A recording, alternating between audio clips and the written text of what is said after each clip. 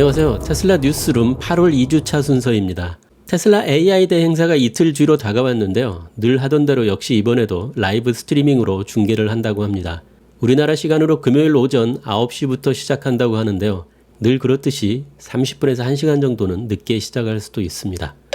FSD 베타는 업데이트를 2주마다 하겠다던 약속대로 지난주에 9.2 버전이 출시되었습니다. 9.2 버전 이후에는 9.3 혹은 9.4 버전까지 릴리스되고 버전 10.0으로 넘어갈 예정이며 버전 10.0은 획기적인 아키텍처의 변화가 있을 거라고 합니다. 버전 10.0 혹은 10.1이 흔히들 버튼이라고 표현하는 와이드 릴리스 버전이 될 거라고 합니다. 레이더를 제거하고 퓨어 비전으로 전환한 것이 일정이 딜레이된 원인이라고 일론이 말했는데요. 마치 게임을 할 때 캐릭터가 최고 레벨 제한에 갇혀서 더 이상 레벨업을 못하는 것처럼 FSD도 레이더 때문에 그동안 로컬 맥시멈에 갇혀 있었다고 합니다. 특히 이번 9.2 버전은 일론이 개선사항에 대한 세부 내용을 공유했는데요. 그런데 이 내용이 너무 전문적인 내용이어서 저 같은 일반인이 볼 때는 그냥 영어라는 것 외에는 도저히 이해하기 힘든 내용들입니다. 아마도 일반 고객들에게 공유하는 것이 아니고 테슬라 내부 개발자들 간에 공유되는 내용으로 보이는데요. 아무튼 일론이 이걸 공개하고 나서 많은 사람들이 이걸 최대한 이해해 보려고 노력을 많이 하는 모습을 볼 수 있었습니다.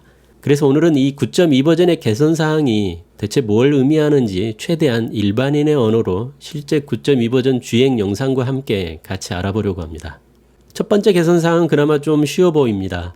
그러니까 좁은 길에서 큰 길로 합류할 때 장애물이 주변에 없는 클리어한 상황이라면 좀 더 자신있게 차량이 가속을 하도록 개선했다는 의미이고 9.3 버전에서는 모든 도로로 이런 기능을 확대할 계획이라는 설명으로 보입니다. 실제로 베타 테스터들도 이 부분이 체감된다고 말하고 있습니다. Hey, there it is. That acceleration is new. 두 번째 내용은 지난번 FSD 영상에서도 제가 한번 지적했던 점을 개선했다는 설명인데요. 이 상황처럼 앞차들이 정차해 있는 상황이 내가 옆으로 빠져서 추월해 가야만 할 상황인지 아니면 교통이 정체된 상황이라 앞에 차들이 많이 있어도 계속 기다려야 하는 상황인지 뉴럴넷이 사람처럼 판단하기가 어렵다고 말씀드렸었는데요. 그리고 지금 보시는 것처럼 9.1 버전만 해도 앞차들이 교통체증 때문에 정차해 있는 상황인데 그걸 비켜가려고 시도하는 경우도 있었습니다. 이번 9.2 버전은 실제 베타 테스터들도 이 부분이 개선되었다고 말하고 있습니다. 지금처럼 앞차들이 정차해 있는 상황에서 예전처럼 바보같이 옆으로 비켜서 추월하려고 시도하지 않는다는 것입니다.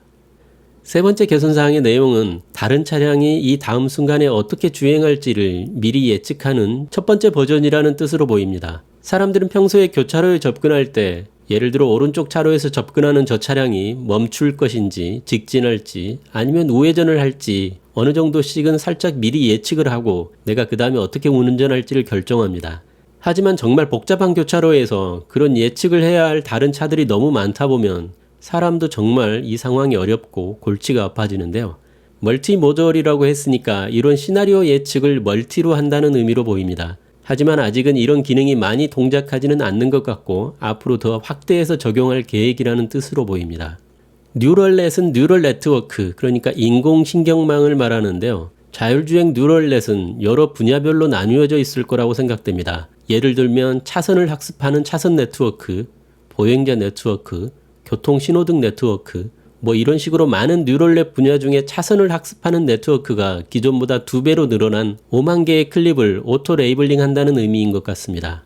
오토 레이블링은 지난번 오토노미 데이 영상 때 제가 설명드린 것처럼 레이블링 작업을 사람이 일일이 하지 않고 뉴럴넷이 스스로 하기 때문에 컴퓨팅 파워만 받쳐준다면 정말 급속한 개선이 이루어질 수 있을 텐데요.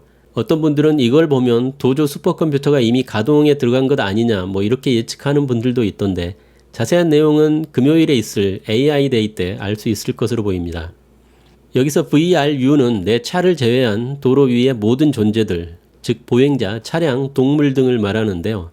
예를 들어서 자율주행을 잘 하려면 내 앞에 횡단보도를 건너가는 보행자가 어느 정도 속도로 움직이는지를 미리 잘 인식해야 되고 그래야만 이쯤에서 내가 출발하면 되겠다 이런 식의 판단을 잘 하게 될 텐데요. 이런 VRU의 속도를 인식하는 능력이 12% 개선되었고 따라서 내 차가 가야 할지 말아야 할지 판단하는 성능이 더 좋아졌다는 설명으로 보입니다. 여기서 정말 어려운 Quantization Aware Training, QAT라는 용어가 나오는데요. 테슬라는 자율주행에 최적화된 FSD 3세대 칩을 자체 개발해서 사용하고 있지만 FSD 성능이 올라갈수록 전력이나 용량, 프로세서 속도 등 제약을 받을 수밖에 없습니다.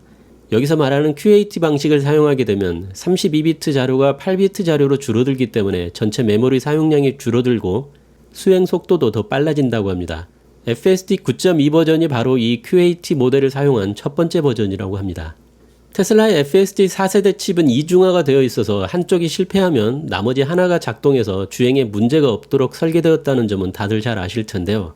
하지만 아무 문제도 없을 때 하나의 칩이 항상 놀고 있게 되는데 이 칩의 자원을 활용할 생각을 9.2 버전부터 시작한 것 같습니다. 카메라 비전이 주변 상황을 인식한 결과를 차량의 스크린에 벡터 방식으로 보여주는 작업을 할 때 아마도 이 두 칩이 이제부터는 합동으로 일을 하도록 변경한 것으로 생각됩니다. 그리고 벡터 공간의 차량 주변 상황을 모두 인식한 후에는 이제 내 차량이 어떻게 주행할지를 미리 계획을 해야 되는데요. 이 주행 계획을 결정하는 작업, 즉 플래너가 두 개의 칩에서 동시에 일을 하도록 하는 기능은 버전 10.0부터 시작될 거라는 의미로 보입니다. 마지막으로 섀도우 모드에 관한 이야기입니다. 섀도우 모드는 지난번 오토노미 데이 영상에서도 제가 알려드린 것처럼 운전자 모르게 차량이 혼자서 여러가지 판단을 내려보고 그 판단에 이상이 있는 경우에만 테슬라 AI 팀으로 통보를 하고 그런 데이터들을 모아서 전체 뉴럴넷 학습을 시킨 다음에 업데이트된 펌웨어를 다시 모든 차량에 배포하는 식으로 학습하는 방식이라고 말씀드렸는데요. 테슬라 AI 팀은 일단 플릿 차량들에게 끼어드는 차량에 대한 많은 데이터를 보내주도록 요청한다고 합니다. 그러고 나서 수집된 데이터를 통해서 끼어드는 상황을 반대로 돌리고 이 차량은 1.3초 후에 끼어드는 차량이라고 자동으로 주석이 달리도록 한다고 합니다. 이걸 이용해서 뉴럴넷은 옆차선 차량이 내 차로로 끼어들 차량인지 아닌지 판단하는 학습을 합니다. 그러고 나서 이렇게 학습된 내용을 플릿 차량들에게 배포합니다. 그런데 여기서 흥미로운 점은 아직은 섀도우 모드라는 점입니다. 섀도우 모드는 말 그대로 우리 모르게 차가 뒤에서 혼자 뭔가를 하고 있다는 것인데요. 배포된 기능이 아직 작동은 하지 않지만 옆차선 차량이 끼어들려고 하는 경우에 저 차가 정말로 끼어들지 아닐지를 차가 혼자서 일단 판단을 내린 후에 실제 결과가 차이가 나는 경우 그 결과를 AI팀에게 보낸다고 합니다. 이 영상을 보면 오른쪽 차량이 차선에 가까이 붙기는 했지만 실제로 끼어들지는 않습니다. 그런데 차량은 끼어들 거라고 판단했다고 하기 때문에 차량의 판단이 잘못된 거죠. 이렇게 섀도우 모드에서 잘못된 판단만을 파악하는 메커니즘을 통해서 사람의 개입 없이 자동으로 데이터들이 전체 학습에 통합되게 되고 이 학습 결과를 다시 플릿 차량에 배포하고 이런 과정을 여러 번 반복한다고 합니다. 그러고 나서 잘못된 판단 비율이 어느 정도 만족할 만한 수준에 도달하게 되면 섀도우 모드를 풀고 이제부터는 차량의 판단대로 차량을 컨트롤하도록 해준다고 합니다. 아까 나왔던 차선 네트워크처럼 크로싱 머징 타겟 네트워크라는 뉴럴넷을 새롭게 작동시킨 것으로 보입니다. VRU, 그러니까 예를 들어서 복잡한 교차로에서 보행자들이 걸어다닐 때 서로 합쳐지거나 교차해서 지나가는 상황을 뉴럴넷이 섀도우 모드로 학습해서 VRU 컨트롤을 좀 더 향상시키게 된다는 의미인 것 같습니다. 여기까지 해서 대충 일반인의 언어로 이번 9.2 버전의 개선사항을 알아봤는데요. 테슬라 차량을 운용하거나 투자를 하면서 정말 딥러닝 개발자처럼 전문적인 분야까지 다 알아야 될 필요는 없겠지만 대충 이 정도까지는 알아둬도 괜찮을 것 같다는 생각입니다. 두 번째 소식은 기가 베를린에 관한 소식입니다. 지난주에 일론이 독일을 방문해서 차기 독일 총리로 유력하다고 하는 노르트라인 베스트팔렌 주 총리 그리고 기가 베를린이 위치한 브란덴베르크 주 경제장관 등을 만났습니다. 차기 독일 총리 유력 인사를 만나서 기자회견을 하는 도중에 재미있는 장면도 포착되었는데요. 미래 자동차로 수소차와 전기차 중 뭐가 될 것 같냐는 정말 바보 같은 뜬금없는 질문에 대해서 일론은 어이없다는 듯이 내가 그동안 수없이 말했는데 수소차는 정말 시간 낭비라고 말을 하면서 특유의 재미있는 얼굴 표정을 짓기도 했습니다. 논란이 되었던 기가 베를린의 물 사용 문제에 대해서도 매우 유쾌한 답변을 했습니다. One question: critics say that Tesla is stealing water from the region. This region has so much water. Look around you. But the local water supply says there's no more water for the development stage. No, this is completely wrong. It's like water everywhere here. Does this seem like a desert to you? Okay, danke schön. It's ridiculous. 일론은 10월부터 공장을 가동할 수 있기를 희망한다고 말했는데 아무런 근거 없이 이런 말을 하지는 않을 것으로 보이기 때문에 아마도 10월부터는 기가 베를린 가동을 시작할 수 있지 않을까 기대해 봅니다. 그동안 계속해서 회방을 놓고 트집을 잡아서 소송을 이어가던 환경단체도 하나둘씩 소송이 기각되고 있다는 뉴스들도 들려오고 있습니다. 그리고 10월 9일에 기가 베를린 공장 견학 행사도 진행한다고 발표를 했습니다. 브란덴부르크와 베를린 거주자를 대상으로 하지만 일반인도 가능하다고 합니다. 행사가 10월이니까 이때쯤이면 공장이 슬슬 가동을 시작할 무렵이고 공장이 얼마나 친환경적인지 자신이 있으니까 와서 직접 보기를 바란다 뭐 이런 뜻 아닐까 생각이 듭니다. 독일 정부의 인허가 문제와는 별개로 기가 베를린의 내부 모습이 독일 지방 미디어에 의해서 최근 공개되었는데요. 드론 영상은 많이들 봤지만 공장 내부를 이렇게 자세히 보여주는 영상은 처음인 것 같습니다. 기가 베를린이 위치한 지역의 젊은이가 테슬라 공장 덕분에 취업을 해서 꿈을 펼쳐나가고 있다 뭐 이런 식으로 기획된 영상인 것 같은데요. 아무래도 테슬라 공장이 지방 인재들의 취업에 도움을 주고 있다는 점을 알리고 싶었던 것 같습니다. 기가 베를린은 착공한 지 16개월 정도가 되었습니다. 모델 Y 생산을 위한 준비가 거의 다 끝난 것으로 보이는데요. 이 장면은 모델 Y 싱글피스 캐스팅을 제작하기 위한 기가프레스 모습인 것 같습니다. 이어서 짤막짤막한 소식 몇 개를 전해드리겠습니다. 테슬라의 2021년 정기 주주총회 날짜가 우리나라 시간으로 10월 8일 금요일 오전 6시 30분으로 공지되었습니다. 테슬라의 7월 중국 판매량이 나오면서 역시나 또 기레기들은 테슬라가 곧 망할 것처럼 기사 타이틀을 뽑고 있는데요. 다들 잘 아시는 것처럼 테슬라 차이나는 분기 첫 달은 항상 수출용 차량을 많이 만들기 때문에 이런 현상이 반복됩니다. 일론도 같은 이야기를 했는데요. 두 번째 달은 내수용을 제작한다고 했네요. 우리나라 미디어도 크게 다르지는 않은데요. 우리나라도 역시나 월별로 비교를 해서 7월 달에 테슬라가 거의 망한 것처럼 타이틀을 뽑고 있습니다. 잘 아시는 것처럼 테슬라는 분기별로 차량을 들여오기 때문에 이런 현상이 계속 반복되는데요. 작년이나 지난 1분기에도 계속해서 이런 현상이 있는데 이 미디어의 기자들은 아무것도 모르는 것처럼 항상 이런 기사를 쏟아내고 있습니다.